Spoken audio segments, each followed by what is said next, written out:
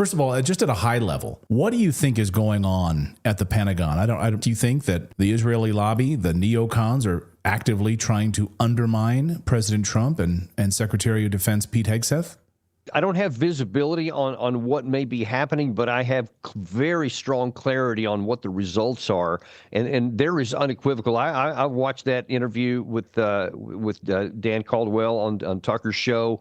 I saw it unfold myself, and any time that you have a situation where you're being accused of leaking classified information, and now then it looks like Hegseth himself is kind of caught up into this in probably a no-win situation, and he's not playing it well, I got to say, because now he's accusing Caldwell and all three of these guys of leaking classified information and disgruntled employees and all that. And listen, I can tell you, if you're accused of doing something violating an issue with classified information, that's jail time. That's not just being fired. And the fact that they didn't even look at his phone, he wasn't charged with anything, he wasn't even told with it, that tells you that there's no substance there. And so then the only thing left is there must be some policy issue. And when all of these guys were definitely in the camp that don't go down this path to military confrontation with Iran because it would be catastrophic for our interest. Forget about Iran, frankly, but even for ourselves, it would be terrible.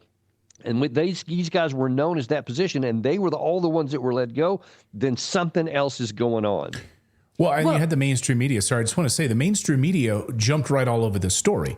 I had someone in the chat room just saying, hey, I've never watched your show before, but this guy clearly leaked information. You guys are spewing BS. Basically, this person saw it in the mainstream media. So the mainstream media, spread this information immediately, but they don't have any facts. Where are their sources on it? His phone wasn't used. They did not charge him with anything. So where's the mainstream media getting this BS story from? And can I follow up before you move on? Because you said that Pete Hegseth is not handling this well. What should we be hearing from him? What could he do better? Listen, I know Caldwell. I've known him for 7 or 8 years, and he has been at the height of following the rules, of being terribly dedicated to the country. Obviously, he's a combat veteran himself, has never shown anything except the highest of standards of morality, integrity, etc. So when I first heard this, I knew something was off right away. And because he had shown such loyalty to Hegseth and had followed him in there and taken this job, and he knew, Caldwell did when he went into this, as all of us did who were even up for any of these positions, we knew the headwinds we would be going up against, and he was willing to take that chance. And unfortunately, I didn't see loyalty in the other direction. I think that Hegseth should have told whoever was behind all this stuff that they needed to just freaking pound sand. Because consider this, Hegseth is the number 2 guy in the chain of command for the United States Armed Forces. So if it wasn't the number 1 guy, President Trump, who put pressure on him, and I see no evidence it was, then who else had the power and the pressure to compel Hegseth to let go somebody who was tremendously loyal to him? That's the part I think he's misplayed. He should have stood up and said, no, y'all pound sand. This ain't happening. I think the deep state is actively working to undermine President Trump. I think it's clear as day what's going on right now. I don't understand. I can't wrap my head around what you just said, which is if he's the head of the Pentagon, he's the Secretary of Defense, how do 3 guys who advise him get fired and he doesn't have really a say in it? Right. I would love to see by the end of the week these guys get reinstated. To me, that's like the ultimate power play, because all of the media, like the Mossad agents who have taken over social media and the bot army that's out there now pushing this narrative about Hegseth. You can see it in action, by the way, and you can see the counts that are actually posting this. They're former Israeli Mossad agents. They're all pushing the same thing, that Hegseth will be out by the end of the week. Wouldn't the ballsy move here for the Trump administration to rehire these people? That would be a ballsy move. I would like to see it. Anything that pushes back on. Look, I have to confess, I don't have any knowledge about Mossad agents or any of this other stuff that you're talking about there, but I can see unequivocally some big power is exerting pressure on the United States Department of Defense that's causing the Secretary of Defense to take action that doesn't really make any sense on the surface of it. And I would love to see him bow up and say, no, you know what? Our investigation did not reveal anything. We checked into it, and these guys have been faithful to their jobs, and they're going to be rehired. Now, whether they would do it and come back is a separate issue, because some of those bridges may have been burned, but I'd like to see them do something to take power back for our country. Now I'm going to offer you this glass half full interpretation and let me know if you think this is naive, because I have noticed that as the negotiations with Iran continue to be productive, according to the Trump administration. And excellent. Their words were excellent. Right. That the crescendo of pro-war rhetoric is ramping up. And so we see attacks on Joe Rogan that they think that they can sort of tamp down his anti-war stance against Iran. We see attacks on people in and around the inner circle that are against a war with Iran. But it seems like because we have the agency of social media, people are not buying it. So is it possible that this is the first lie-based war that is thwarted because of independent media? What do you think of that? Well, I certainly hope that's the case. I actually had on my own show earlier this afternoon, I had Doug McGregor on, and we were talking about this very issue here. And I showed a couple of clips from, two of the biggest warmongers there are in former General Jack Keane and Senator Tom Cotton, who have just been going over the top, talking about how we should be afraid of Iran. And they have this existential threat, which is complete military nonsense. And we totally shredded that military argument on it at its surface here. But we have seen, because Trump himself on March 7th, I think it was, from the Oval Office, made it sound like we had made the decision to go to war with Iran. And then now that since he's had a change of heart and he's like saying, no, let's try this negotiations. And I think it has a shot at success. And we're doing everything we can to encourage that path, because that is absolutely the best thing for the United States. How devastating would it be for the United States, or how devastating would it be for Israel to attack Iran?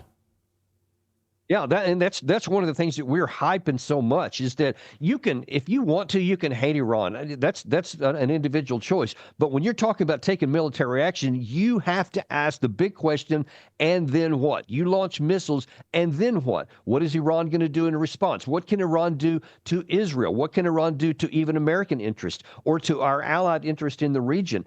Can we take them out militarily, or can we only harm them? And if we only harm them, then what? What's the next level? Because now you've got an open-ended war that could be devastating to the global economy, that could be causing many of our troops who are in vulnerable positions, especially in Iraq and in Syria, that would be very vulnerable to Iranian ballistic missiles, as well as some of these other organizations in Iraq that are friendly to the Iranian regime. All kinds of things could happen if we push Iran into a corner. And by the way, the worst of those potentially would be compelling them to finally make the decision to have a nuclear weapon. No matter how many bombs you may drop, we may not be able to knock that out. So everything bad could happen if we go down this path, and I don't see anything good that could happen. Are you worried about what happens at the Pentagon? Of course I am. Again, because of that issue that Doug and I talked about on the show this afternoon, that the number 2 guy in the chain of command of the United States Armed Forces apparently was compelled to take action against his own interests, because these guys were so loyal to him. Then you have to wonder what is going on, and who's, if not pulling strings, who's putting pressure on that can actually cause the Secretary of Defense to have to blink on his own team. So I think that's the bigger question for me, is what's going on behind the scenes that we don't see. And maybe you're talking about some of it there.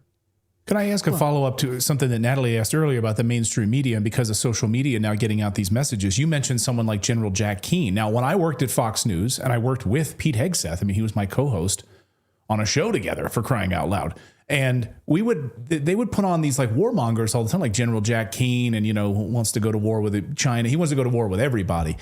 It seems like the mainstream media is now having to walk a really delicate line here. They're sort of having to sit on the fence, because here, like, Pete worked there, and they have him on the show and they're interviewing him. But at the same time, then they're also putting on these warmongers and these analysts like General Jack Keane and these other warmongers pushing, John Bolton and these other nut jobs, trying to push us into a war with God knows who. So I think they're in a real pickle right now, because they got a guy that used to work there that they're trying to interview and still curry favor. It's like access journalism. They don't want to burn that bridge.